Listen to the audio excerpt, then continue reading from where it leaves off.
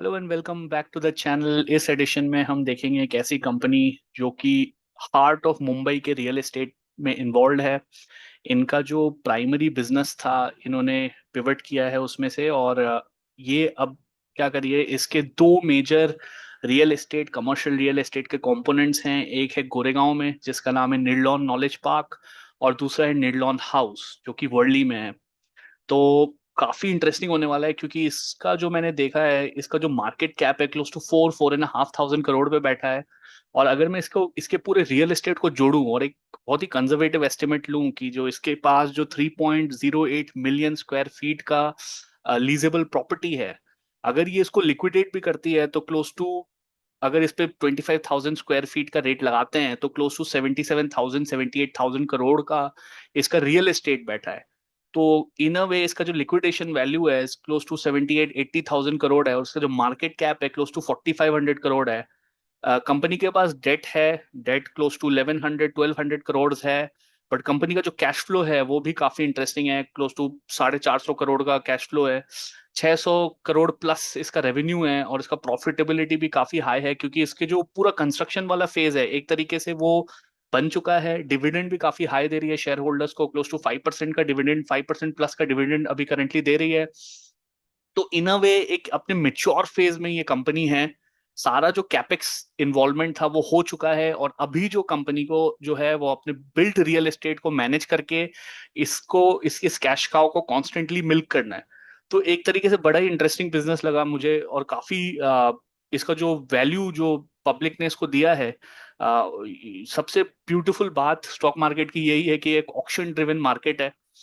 इसमें ऐसा नहीं होता कि कोई बोलेगा ये 10 रुपए के भाव का है तो वो 7 में भी मिल सकता है और वो 13 में भी मिल सकता है, उतना रेंज। इसका ऐसा होता है कि अगर 10 रुपए का भाव है तो वही चीज 1 रुपए में मिल सकती है। तो थोड़ा देखेंगे इसको और समझेंगे। मैं अभी रिसेंटली इसको इसके थ्रू आया था, तो जो मेरा व्यू है, जो मैंने देखा है और जो मैं ऑब्जेक्टिवली देखूंगा वही मैं बताऊंगा। कोई स्टॉक रिकमेंडेशन नहीं है।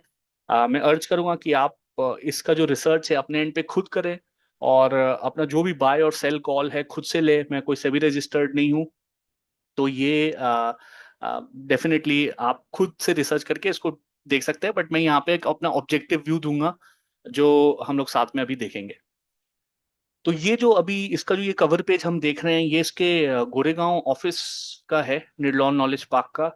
इंसिडेंटली मैं काम कर चुका हूँ यहाँ पे। मैं जब पहले ईवाई में था तो इस कैंपस में मैंने काफी टाइम स्पेंड किया है और काफी काम भी किया है। तो काफी ब्यूटीफुल कैंपस है। उस समय जो है वो अभी उस समय फेजेस में चल रहा था वो, और तो अभी करेंटली 2022 में उसके चारों फेजेस, जो भी 4 या 5 फेजेस थे वो कंप्लीटली फुल हुए हैं। ऑक्यूपेंसी रेट जो है क्लोज टू 100% है। तो काफी ब्यूटीफुल कैंपस है, और थोड़ा कंपनी को भी समझेंगे, देखेंगे कि क्या है इस कंपनी का। तो यहाँ पे पहले एक स्नैपशॉट कंपनी का ले लेते हैं कि कंपनी इसकी क्या चीजें हैं जो जिसमें ये इन्वॉल्व है। तो ये कमर्शियल और आईटीएस रियल एस्टेट सेक्टर में इन्वॉल्व है। 17 साल से इन्वॉल्व है। इसका जो मैनेजमेंट टीम है काफी स्ट्रांग है, जीआईसी बैक्ड है, GIC Singapore. So GIC Singapore Singapore जो है क्लोज टू 1,20,000 करोड़ प्लस उनका इन्वेस्टमेंट है इंडियन मार्केट में, और they are quite bullish on this particular stock. And I do understand the reasons why they are. कई बार ऐसा होता है कि इन्वेस्टमेंट बैंक्स कई सारे डील्स करते हैं जो कि रियल जो कि समझ में नहीं आता, कोई पल्ले नहीं पड़ता कि उनके पास क्या ऐसा इनसाइडर इन्फॉर्मेशन है, क्या ये ऑब्जेक्टिवली, अगर हम एक रिटेल इन्वेस्टर ऑब्जेक्टिवली देखें तो कई बार समझ में नहीं आता कि नेगेटिव कैश फ्लो पे, नेगेटिव प्रॉफिटेबिलिटी पे बहुत हाई स्टेक कंपनी ले लेता है। बट यहाँ पे जीएससी सिंगापुर का जो है मुझे काफी, पर्सनली मुझे काफी सेन डिसीजन अभी के लिए लग रहा है। Obviously I have the right to change my opinion with the influx of more information, but as of now what I am seeing, ये काफी मुझे इंटरेस्टिंग लग रहा है बिजनेस। अगर आप इसका 3 ईयर सीएजीआर देखेंगे रेवेन्यू का, तो 18.6% पे बैठा है। इसका जो पैट है क्लोज टू 25.3% पे बैठा है। और ये 3 ईयर पीरियड का हम कह रहे हैं। और इसके जो प्राइस मूवमेंट्स है, प्राइस मूवमेंट्स भी काफी इंटरेस्टिंग, 16 to 17, 18% पे बैठा है। और वो ये जो प्राइस मूवमेंट में जो बता रहा हूँ सीएजीआर, उसमें डिविडेंड नहीं आता, वो सिर्फ प्राइस अप्रिसिएशन है। डिविडेंड जो है कंपनी 5% की दे रही है। और यहाँ पे कैश फ्लो फ्रॉम ऑपरेशन देखेंगे तो 4801 मिलियन है, जो कि 480 करोड़ बनता है। और रिटर्न ऑन इक्विटी जो है वो 61.1% है। वो इसलिए है क्योंकि जो भी इनका इन्वेस्टमेंट था सब कुछ लग चुका है, और अभी जो है वो प्योर डेट सर्विसिंग करने के बाद जो इनका जो इनकम, लीज इनकम आ रहा है वो कॉन्स्टेंटली आ रहा है, और एक तरीके से ये इन्फ्लेशन से पैक्ड है तो वो कॉन्स्टेंटली इंक्रीज भी हो रहा है। तो कंपनी जो है इसका थोड़ा ओवरव्यू समझते हैं। यहाँ पे अगर आप देखेंगे तो इसका कॉन्स्टेंटली एबिटा जो है, ये एबिटा देख के तो बहुत सारे जो क्विक कॉमर्स और जोमेटो मेटो के होश उड़ जाएं। 80-80% एबिटा उन्होंने अपने सपनों में भी नहीं देखा होगा। ठीक है, तो ये जो टोटल इनकम है इसमें भी एक एक ग्रेजुअल इंक्रीज है। तो इस कंपनी का वही है कि स्टेबल कैश फ्लो है। ऐसा नहीं है कि कोई मतलब एकदम ताबड़तोड़ काम कर रही है, कुछ नया यहाँ पे डाल रही है वहां पे डाल रही है, और मतलब वो समझ नहीं आता क्योंकि वो वैल्यूएशन आउट ऑफ वैक लगते नहीं है। बट यहाँ पे अगर आप देखें 575 करोड़ का इनका इनकम था FY23 में, 607 का FY24 में था, और 645 का FY25 में था। और एबिटा जो है वो 80% कॉन्स्टेंटली है, हल्का सा नीचे जा रहा है। बट इनके पास अब वो जो डेट है, जो जिस डेट की मैं बात कर रहा था, क्लोज टू 1100 करोड़ प्लस, उसकी भी बातें चल रही हैं। मैंने इनके कौन कौन नोट्स में थोड़ा देखा, तो डिविडेंड तो दे रही है, बट वही शेयर होल्डर्स अब पूछ रहे हैं कि आपके पास अगर सरप्लस है और कैश है आपके पास, तो आप चाहे तो एक तरीके से उस डेट को निगेट कर सकते हैं। अगर आप उसका देखेंगे ईयरली जो आउटगो जा रहा है 115 करोड़ उस डेट पे जा रहा है। उस पे भी अभी जो डेट का जो स्प्रेड है वो हल्का सा इंक्रीज हुआ था। तो उस पे भी वो कोशिश कर रही है कि लेंडर्स के साथ वो नेगोशिएट करके उसका जो स्प्रेड है उसको थोड़ा कम कर ले। उससे उनको उनका जो इंटरेस्ट आउटगो है उसमें उनको फायदा हो जाएगा। तो यहाँ पे अगर देखें तो ये जो कंपनी है एक तरीके से 1958 में इनकॉर्पोरेटेड थी। ये मैन्युफैक्चर करती थी synthetic yarns and industrial rubber products India में। तो उसमें उनकी बैंड बज गई और ये बैंकरप्सी डिक्लेयर हो गया। उसके बाद से इन्होंने क्या किया है कि निर्लॉन जो है primarily business of development and management of commercial IT ITES real estate में इन्वॉल्व है। ठीक है, तो कंपनी के पास जो है सिर्फ दो एसेट्स हैं, एक है वर्ली में और एक है गोरेगांव में। ठीक है, 23 एकड़ का IT पार्क है इनके पास। और ये है, ठीक है, एक वर्ली में एक गोरेगांव में। तो द जो डेवलपमेंट का काम था कंपनी का, वो लैंडमार्क प्रोजेक्ट जो इनका है वो NKP वाला है, जो काफी बड़ा है प्रोजेक्ट इनका। वो फेजेस में स्टार्ट हुआ था 2006 में, और उनका जो फाइनल फेज 5 है वो FY22 में खत्म हो गया है। ठीक है, NKP का जो टोटल चार्जेबल एरिया है, जो सिर्फ निर्लॉन नॉलेज पार्क की मैं बात कर रहा हूँ, वो 3.08 मिलियन स्क्वायर फीट है। तो उसी की मैं बात कर रहा था कि अगर मैं इस पे अगर 25,000 रुपीज पर स्क्वायर फीट का भी रेट लगाऊं, तो मोटा मोटी इसमें 77,000 करोड़ का इसका वैल्यू आ रहा है। राइट, उसमें से ऑब्वियसली सब कुछ इस कंपनी का नहीं है, ऑब्वियसली GIC का भी स्टेक है और वो सारी चीजें हैं, बट जो टोटल कंपनी है उस जो पब्लिक ने उस पर वैल्यू लगाया है, जो मार्केट वैल्यू लगाया है, वो लगाया है क्लोज टू 4,000 करोड़ प्लस पे लगाया है। राइट, तो अगर हम लिक्विडेशन वैल्यू देखें, 600 करोड़, 650 करोड़ का रेवेन्यू देखें, और उसके अगेंस्ट देखें उसका वैल्यू जो पब्लिक ने लगाया है, तो मुझे तो लगता है कि एक तरीके से अंडर प्राइस्ड है। बट डेफिनेटली अगर किसी कोई इसको बहुत टाइम से ट्रैक कर रहा है, मैं इसको बहुत टाइम से ट्रैक नहीं कर रहा हूँ, मेरे आज ही नजर में पड़ा है। और जैसे जैसे मैं इस पे इंक्रीमेंटल इंफॉर्मेशन और जमा करना शुरू करूंगा तो मेरा व्यू डेफिनेटली टिल्ट करेगा। एक कॉन्फिडेंस अगर मेरा है, सपोज 80% कॉन्फिडेंस है, with influx of new information या तो वो 80 के प्लस जा सकता है और 80 के माइनस जा सकता है। और उसके हिसाब से ही मैं अपने पोर्टफोलियो में वो साइज अप करता हूँ। अगर ये मेरा थर्ड बेस्ट आइडिया है तो it deserves the the third highest capital. If it is the best idea it deserves the highest capital. मैं वो 10 by 10 का पोर्टफोलियो बना के उसमें कि 10% इसमें 10% इसमें, वो जस्ट दिखाता है कि आपको उस कंपनी के बारे में ज्यादा पता नहीं है। आप लिटरली उसको 10 by 10 का तो आपने बना लिया, बट उस कंपनी में क्या चल रहा है क्या नहीं चल रहा है उसमें आपको ज्यादा इंटरेस्ट भी नहीं है, और आपको पता नहीं है। तो आप वो रिस्क डाइवर्सिफाई जो बोलते हैं, डाइवर्सिफिकेशन, वो करके आप बैठे हुए हो। बट वो काफी डेंजरस है मुझे ऐसा लगता है, क्योंकि अगर आपको उस कंपनी के बारे में पता नहीं है तो उस कंपनी, कौन सी कंपनी को निकालना है या कौन सी कंपनी को डालना है, उसमें कितना स्टेक बढ़ाना है, कितना रिड्यूस करना है, वो इंफॉर्मेशन अगर आप कंज्यूम करना चाहें तभी हो पाएगा। नहीं तो आई थिंक इंडेक्स फंड आपके लिए बेहतर रहेगा। तो यहाँ पे आप देख सकते हैं कि जीआईसी सिंगापुर जो है वो इसका मेजॉरिटी शेयर होल्डर बन गया था एंड को प्रमोटर भी बन गया इन 2015। Open offer through it's affiliate 63.92%, मतलब समझिए 64% कंपनी का ओन करती है जीआईसी सिंगापुर। तो ये थोड़ा समझते हैं ये निडलॉन नॉलेज पार्क कहाँ पे है, इसका क्या विसिनिटी है, कौन से एयरपोर्ट से सामने है, कौन से स्टेशन से कितना दूर है। तो ये चीजें समझते हैं, ठीक है। तो यहाँ पे अगर आप देखें तो मुंबई मेट्रो लाइन 7 जो बन रहा है ये इसके कैंपस के जस्ट बाहर है, ठीक है। वेस्टर्न रेलवे स्टेशन जो गोरेगांव का वो 1 किलोमीटर अवे है। फिर राम मंदिर भी एक स्टेशन बना था जो जो कि लेस देन 1 किलोमीटर अवे है। तो कॉर्पोरेट से प्रेफर करते हैं क्योंकि take it through if you take a place which is very close to these amenities, तो it will be easier for your employees to travel.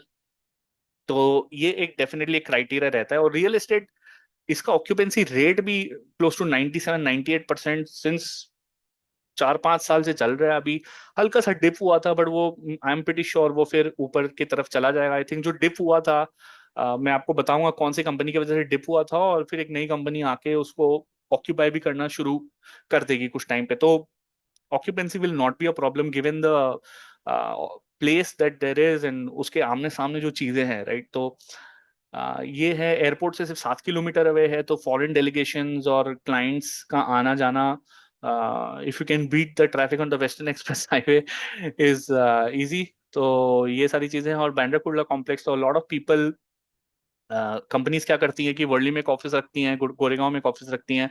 तो निर्लॉन लिमिटेड के पास एक तरीके से दोनों जगह पे फैसिलिटी है। निर्लॉन वर्ल्ड है वर्ली में, जिसमें 45,000 स्क्वायर फीट का स्पेस है। और यहाँ पे निर्लॉन नॉलेज पार्क में जो कंस्ट्रक्टेड एरिया है close to 4 million square feet का है, और जो लीजेबल एरिया है वो क्लोज टू, ये जो नंबर ये जो लाल में इन्होंने हाईलाइट किया है, 3.08 मिलियन स्क्वायर फीट का है। फेज वाइज डिटेल जो हम बात कर रहे थे, आई थिंक फेज 1 इसका जो अक्टूबर 09 पे कंप्लीट हुआ था, 2006 में शुरू हुआ था, तो 3 साल उसको बनने में लगे। और 5 जो है इसका FY 22 तक खत्म हो गया था। तो वही मैं कह रहा था, इसका constructed area 4.77 million square feet है, और इसका जो चार्जेबल एरिया है 3.08 मिलियन स्क्वायर फीट है। फाइनेंशियल ओवरव्यू देख लेते हैं। आई थिंक इसका जो as on 30 June approximately 280,000 square feet, तो जो हम कह रहे थे 3.08 मिलियन स्क्वायर फीट, उसमें से 280,000 स्क्वायर फीट वेकेंट था इन एनकेपी प्लस ये वर्डली वाले ऑफिस कॉम्बाइंड। उसमें से 269,000 स्क्वायर फीट जो है वो लाइसेंस ऑलरेडी एग्री हो गया है, space has been taken up.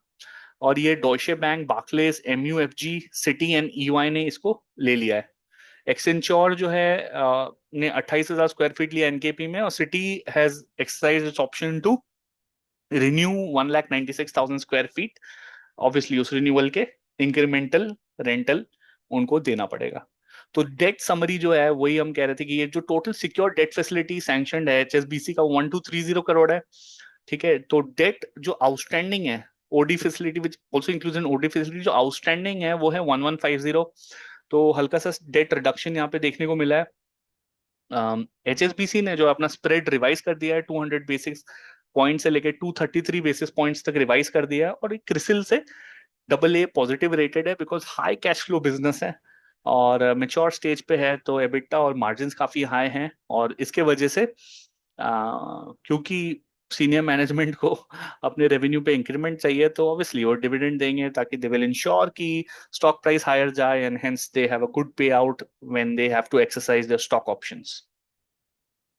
यहाँ पे अगर Q1 FY 26 का फाइनेंशियल हाइलाइट्स देखें तो टोटल इनकम 167 करोड़ का है, एबिटा 131 करोड़ का है। तो बहुत कम बिजनेसेस देखने को मिलते हैं आई थिंक जिसमें 78 एबिटा मार्जिन हो, और पैट 30-35% मार्जिन वाले बिजनेसेस बहुत कम देखने को मिलते हैं। ये बहुत सारी कंपनियां हजार लाख करोड़ लगा के भी, फैक्ट्री में तेल जला के और ये सारी चीजें करके भी इतना पैड मार्जिन अचीव नहीं कर पाती है। और ये एनकेपी अभी अपने एसेट पे बैठ बैठ के लीज रिन्यू करके और अपना मैनेज ऑफिस सेटअप करके, आई थिंक एक एडमिन ऑफिस सेटअप करके ये कंटिन्यूअस एक तरीके से ये मिल्क कर रहा है इस बिजनेस में। तो यहाँ पे पैट मार्जिन आप देखेंगे 33.29 इंप्रूव है 34.95, ईपीएस में भी राइज हुआ है, तो क्वार्टर क्वार्टर 9.1% का राइज हुआ है। और ईयर ऑन ईयर जो है 17.2% ईपीएस में राइज हुआ है। ईपीएस में राइज होने की वजह से आपका पीई रेशियो कम हो जा रहा है, और PE looking quite attractive in my opinion. आप उसका इंडिविजुअल एनालिसिस करके डेफिनेटली आप कमेंट सेक्शन में बता सकते हैं कि आपका क्या व्यू है। और यहाँ पे फाइनेंस कॉस्ट भी आप देखेंगे तो 283 करोड़ से 279, और ये सारी चीजें डेप्रिसिएशन भी अकाउंट कर रहे हैं। तो यहाँ पे इनका licence fees and occupancy rates है। Occupancy constantly since Q4 FY21 90% plus पे है। और यहाँ पे अभी करंटली हल्का सा डिप हुआ है 97.5%, but as they have mentioned in the disclosure that will again move up higher. और ये अदर इनकम और ये अदर ऑपरेटिंग इनकम और लाइसेंस फी अदर इनकम ये सब देखे तो 145 करोड़ का Q1 FY26 में लाइसेंस फी है। इसमें कॉन्स्टेंटली बहुत धीरे धीरे ये राइज होते जा रहा है, क्योंकि ऑब्वियसली रिन्यूअल रेट्स पे ये राइज होता जाएगा। अदर ऑपरेटिंग इनकम जो है 178 मिलियन, तो 17.8 करोड़, ये 145 करोड़, और ये 4.1 करोड़ का अदर इनकम है। तो की फाइनेंशियल हाइलाइट्स यहीं पे आई थिंक हम लोग ये देख चुके हैं। एबिटा मार्जिन भी कॉन्स्टेंटली हायर एंड पे रहा है, ये भी देख चुके हैं। पैट भी क्लोज टू 34 35 टच कर रहा है PAT margin. ROE close to 61.14। Net debt to net debt to EBITDA में एक डिप आया है। और मैनेजमेंट ये कॉन्स्टेंटली कह रही है कि they want to get rid of the debt that there is on the books. So that is something I think a capital allocation call, and it should be taken very carefully, because if it is at a 7.7% rate and they are producing enough cash flow to service it, then it's not a problem. They're really making profits of close to 200 crore plus even after servicing those debt. So that also makes it very tax efficient, because you'll have to pay less corporate tax on lower PAT, profit before tax PBT। सो तो वो एक tax का भी angle आ जाता है, क्योंकि अगर आप सारा डेट पे ऑफ कर देंगे, जो जो 24 25% जो कॉर्पोरेट टैक्स है वो फिर आपको देना पड़ जाएगा अपने पैट पे। तो वो एक चीज है जो कंपनी डेफिनेटली इन माइंड रखेगी। प्राइस मूवमेंट जो है कॉन्स्टेंटली ये राइस की तरफ ही है। थोड़ा फ्लैटिश रहा है, बट इसका जो ये 1 ईयर शेयर प्राइस मूवमेंट ही है, तो 1 ईयर में आई थिंक ये पूरा मार्केट जो है थोड़ा म्यूटेड रहा है। तो गिवन दो सर्कमस्टेंसेस वहां के रेट से आई थिंक ये 20% अप है, which is I think fair, and which just goes on to show stocks which are beaten down 20 30%, उसके जगह पे ये जो काइंड ऑफ मिसप्राइस्ड है वो 20% अप है, which is according to me good sign, because 1 year में अभी कुछ ज्यादा एक्टिविटी मार्केट में दिखा नहीं है इन टर्म्स ऑफ कि everything is ballooning and all the stocks are shooting through the roof, तो वैसा है नहीं। तो थोड़ा सा हम इसको भी थोड़ा एनालाइज कर लेंगे इन टर्म्स ऑफ स्क्रीनर। स्क्रीनर में क्या हम देख रहे हैं, तो जैसा मैं कह रहा था स्क्रीनर में 4672 करोड़ का है। और इसका जो एनकेपी का ही हम बात कर रहे थे, आई थिंक उसमें काफी डिविएशन है in terms of the liquidation value और वो सारी चीजें। प्राइस जो है 518 पे बैठा है। डिविडेंड यील्ड 5%, बुक वैल्यू 39.6 है। तो बुक टू प्राइस का रेशियो जो है, प्राइस टू बुक का रेशियो, उसमें काफी बड़ा गैप है, राइट। और स्टॉक पी जो है 20.6 पे बैठा है, which is kind of reasonable. ROC ROE is very high, other numbers look reasonably well to me. Free cash flow, last 3 years 1096, cash equivalent 174 है। बट इसके नोट में I think con call note में उन्होंने mention किया था कि ये touch करेगा 460 crore by the end of the year, given the profits that they are making and those kind of things. So this will move up. Last year they made 480 crore cash from operation. तो यहाँ पे अगर आप देखेंगे 480 crore cash from operation इन्होंने बनाया था। और हाँ, तो प्लेज परसेंटेज 0 है, which is always a great sign. Debt जो है वो बुक में है, debt to equity that's why it's 3.21, which is very high in my opinion, and that needs to be serviced and brought down. I think that is a major thing that should happen, and because of which but वही है कि वो tax वाली बात जो मैंने आपको कही थी, तो वो चीज को मद्देनजर रखते हुए मैनेजमेंट अपना कॉल लेगी। But I don't see any issue with the servicing of the debts. अगर आप यहाँ पे देखें तो 643 करोड़ का TTM में रेवेन्यू है, प्रॉफिट बिफोर टैक्स 351 करोड़ पे है और नेट प्रॉफिट 227 करोड़ पे है। तो even after paying in interest of 115 crore, 227 crore का ये प्रॉफिट बना रही है। तो अगर ये हटा दें तो ये काफी हाई नंबर आएगा। और यहाँ पे आप जो देख रहे हैं टैक्स परसेंटेजेस, तो ये टैक्स परसेंटेज हिट करके ये पैट को ज्यादा टैक्स आउटगो हो जाएगा। तो वो सारी चीजें हैं, कंपनी अपना कॉल लेगी। स्टॉक प्राइस सीएजीआर आप देखेंगे तो 1 ईयर में 24% हायर आई है, थ्री ईयर्स में 13%, तो काफी स्टेबल। बट ये 3 years, 5 years, 10 years, I think इस सिनारियो से कंपनी निकल के आ चुकी है और फेजेस में वो सारे कंप्लीट हो चुके हैं। तो in a way they are sitting on a good cash generating asset which should give them good returns.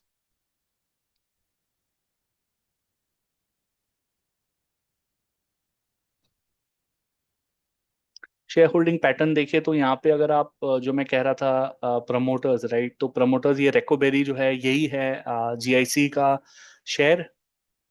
और in public also they have Nandan Nilekani who's invested. So that's a find that I just made right now as well. So that's it from my side on this edition. Please do let me know in the comment section what you think of the analysis. Do hit the subscribe button and do share it with someone who you think may be useful to them, and do definitely like and spread the word around. That will help me in growing the channel. Thank you so much and have a nice day ahead. Bye.